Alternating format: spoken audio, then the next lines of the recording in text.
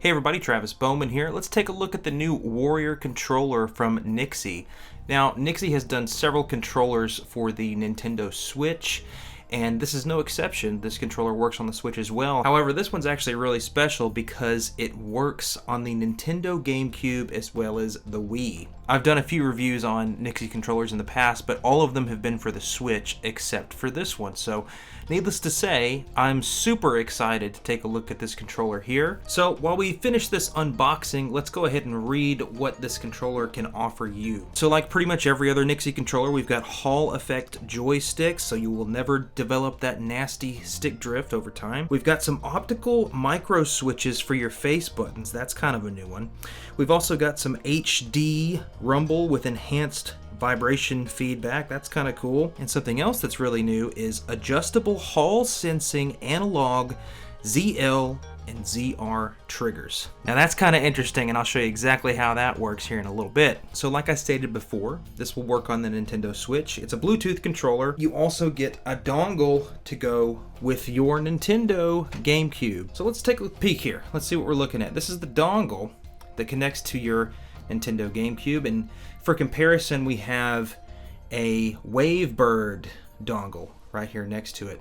So they're very, very similar. I mean, obviously they're not the same shape and everything, but the design and everything is pretty much on par. Of course, you don't have this wheel right there to select your channel. Don't necessarily need that these days anymore, but back in the day when you connected your GameCube Wavebird, you had to select a channel to make sure that you weren't going to be interfering with anything else and that your controller was hooked up to the correct dongle, receiver, whatever you want to call it. The NYXI one is pretty much the same idea. No wheel.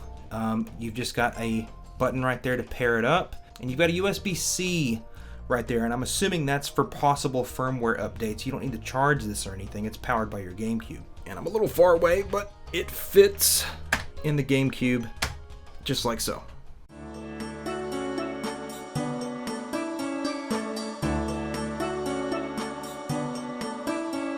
Okay, so let's check this bad boy out. Now, first off, right off the bat, the thing that I noticed about this controller is the weight. It's actually kind of heavy, to be honest with you. It's kind of on par with a PlayStation 5 controller and maybe even just a hair heavier. I don't have a scale offhand that can tell me exactly how much it weighs or anything like that, or to compare anything else, but you'll just have to take me at my word that it's heavier than you might imagine. Now, we're going to be doing this a lot in this video.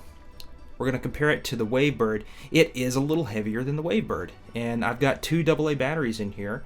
That's to be expected with the Wavebird, but it is a little bit heavier than the Wavebird. I'll go ahead and tell you that if you are looking for a one-to-one recreation of the Wavebird controller, this ain't it. It's not. But does that mean that this is a bad controller? Far from it, man. I'm going to go ahead and give a spoiler alert right here at the beginning of the video. I actually really do like this controller for a multitude of different reasons. But I still like the GameCube Wavebird. It's one of my favorite controllers, and it really kind of melts in your hands, and I think that's why so many people really like this, because of its reliability and its overall comfort factor. So are we getting the same sort of vibe and feeling with the NYXI Warrior? I think so. I want to talk about some of the features that this particular controller has to offer. And I'm going to try to get up to the microphone so you can hear this, but these buttons are not the mushy style clicky buttons that you have on the GameCube. These are fitted with some micro switches. And I'm going to get off camera right up to the microphone so you can really hear this. That's the A button. And I'm going to press it ever so slightly. Just a little baby push. And here's the B button. I'll put it on camera. Maybe you can hear it from over here. I don't know. But it's like little, almost like a mouse click, man. It's really strange. Really, really strange the way that they did this. But you know what? I actually kind of like it. It's so weird to hear this mouse click coming out of this this controller here. But, you know, I'm a big fan of micro switches. I like micro switches in controllers and arcade sticks, and I never thought to have a micro switch controller for the Nintendo GameCube, but yet here we are. So I can dig it, man. I really can dig it. All of these face buttons have that click. Now, your menu style buttons, of course, do not have that micro switch function, which is totally fine. You don't necessarily need that there. So we've got the sticks with this GameCube style gate, and that's on either one of these sticks here. And for the most part, it does feel pretty genuine. Obviously, you've got differences in designs on the sticks, like the top there of the GameCube. It's got that that swirl design, that textured grip there. This does not. It's got kind of a concave, very slight concave spot right there on that stick, but it's also got some really fine texture, and I know it's going to be probably a little difficult to see, but it's got some really fine texture over here on the sides of this stick. Other than that, we've got these triggers up top. Now these are designed for the Switch, keeping the Switch in mind for this, because you've got 2 rows of buttons there.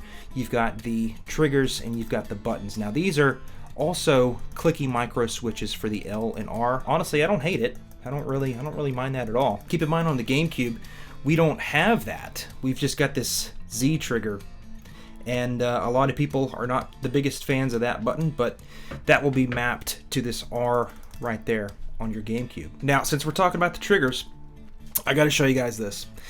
I was really surprised to find this on this controller. So we've got this little piece right here, and we'll get to that in just a moment, but what I really wanted to talk about were these little notches down here. And that's kind of hard to see on camera, but you've got the longer notch there and the shorter notch there. These are actually for your triggers back here. So you can see that with this trigger, which is analog, by the way, I'm so glad that they're analog and not digital, you've got quite a bit of travel distance, just like you would on a GameCube controller. Of course, you don't have the double clicks on your GameCube controller. So if you're unaware, here's the GameCube Wavebird, and this is the same for the actual wired controller, but you can go down halfway, and that's a half click, and then you press it in, and that's a full click. Truth be told, not a lot of GameCube games took advantage of this extra press, but it is there. Now on this controller, it's not. Is that a big deal? No, not really. I don't think so. Not for me anyway. So I'm all the way down, but if I flip that guy up, I've got more of like a button instead of the trigger. And you can see that on either side. Here's a full press all the way down. That's as far as this guy goes now, because I've got it locked in place. That is really cool. I gotta be honest with you. I think that's a really unique idea. And I think I kind of like that. And of course, I'm primarily going to be using this solely on the GameCube. I would keep it like this, where the triggers go all the way down like that.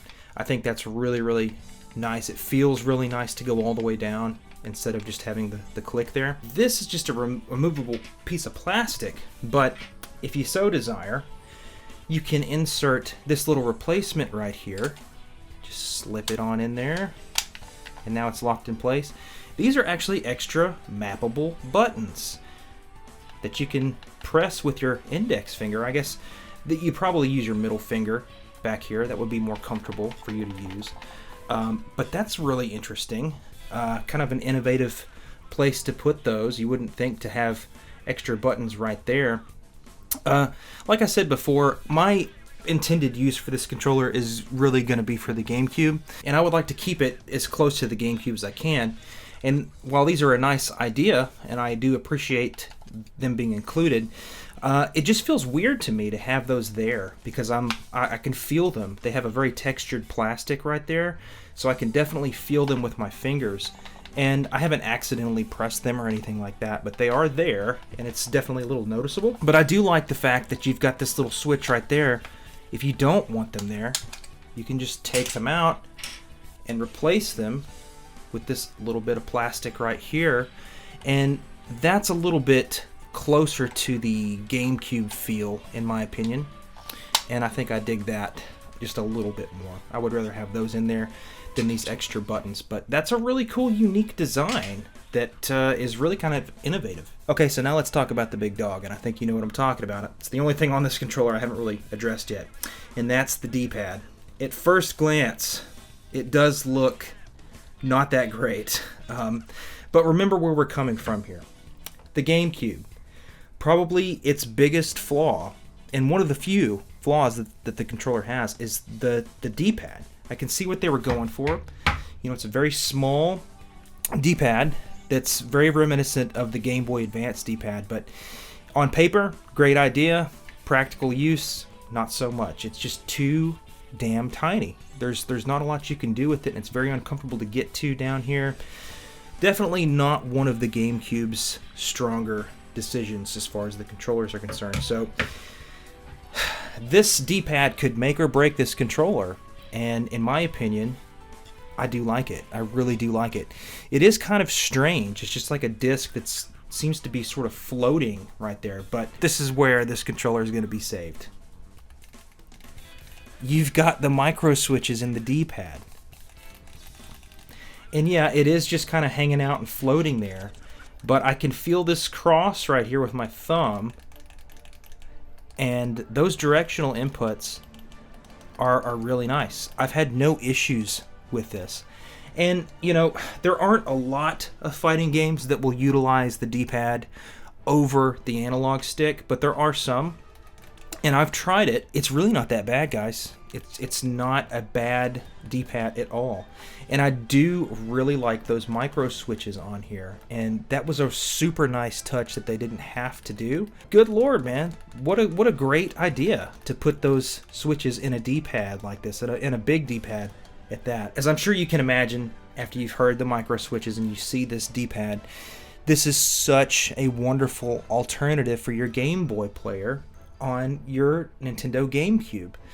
You know, I mean, it's nice having the Wavebird for a lot of the GameCube games, but it was just not that great using this D-pad, even for, like, you know, some of the not intensive games on the Game Boy, like, you know, the Pokemon games or any RPGs, you know, something like that. But with that new D-pad, it's such a great experience. And yeah, it is kind of far down here, so you kind of have to get used to coming down here a little bit versus being up here with the thumb, but it's well worth getting used to, in my opinion. So one of the big things about the GameCube controller that was so comfortable is this kind of awkward bean shape on the grips there on those handles, and you can kind of sort of see it on the NYXI controller here, but it's not as pronounced. And I wish that they had gone with a little bit more of a curve right here, and you can kind of see that curve right there on that GameCube controller over here on the right.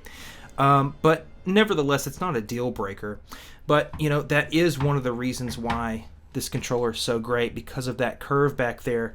You know, it really kind of has a nice little place for that middle finger to rest in. It's such a comfortable controller that melts in your hands, and I don't know, man, this NYXI controller is really, really good. It's very good, actually. A lot of hardcore GameCube fans will be naysayers because of that wonderful GameCube Wavebird controller, but I think this could be a contender for a potential replacement. Now let's think about that for 2 seconds. So we've got some pros and cons with the GameCube controller. We've got AA batteries in here to deal with, and truth be told, it's not a huge deal because, you know, these controllers don't really suck that much juice when you're talking about batteries, that is. I've used this controller for quite some time, a few years, and, you know, I'm not playing my GameCube every day, but it doesn't really suck that much juice. So I think I've had to replace the batteries in this controller maybe 1 or 2 times since I've owned it, and I've owned it for years now. In addition to that, I mean, that's a pro. I guess a con about these batteries would be the fact that if you're not playing your GameCube very often, it is kind of dangerous to leave these batteries in here for a long period of time because you might have to deal with some corrosion. I've had to deal with that with the actual Game Boy, original Game Boy, and it really does suck because it's hard to get that corrosion off, and nobody wants to deal with that. So I guess you could say that the NYXI controller kind of has an edge with that battery that's rechargeable with that USB-C.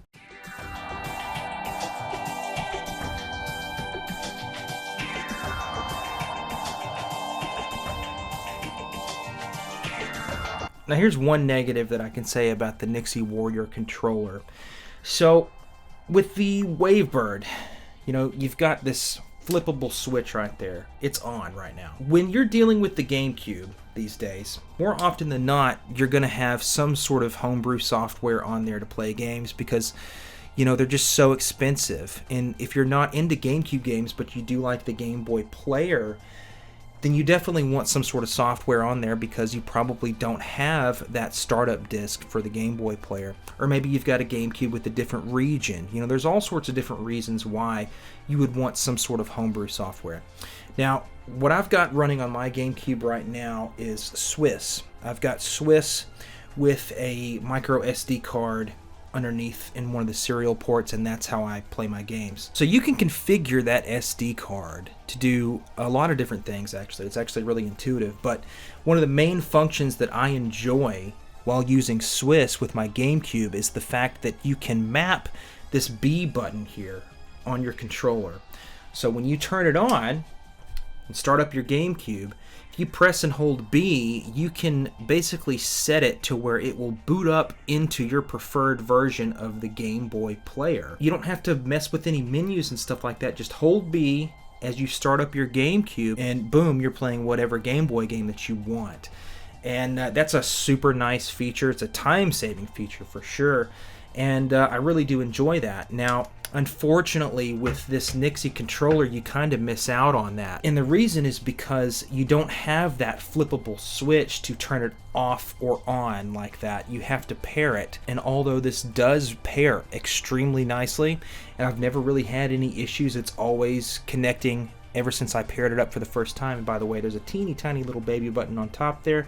That's how you connect and pair this controller. But as far as pairing it to the receiver back there for the GameCube, I've had zero issues with that. I connected it the first time and it recognizes it every single time since. But the problem is, if I had my GameCube on and this controller is connected to that receiver on that GameCube, even if I went over here to this GameCube and just pressed that power button and immediately turned it back on, off on, just like that, it would lose connection.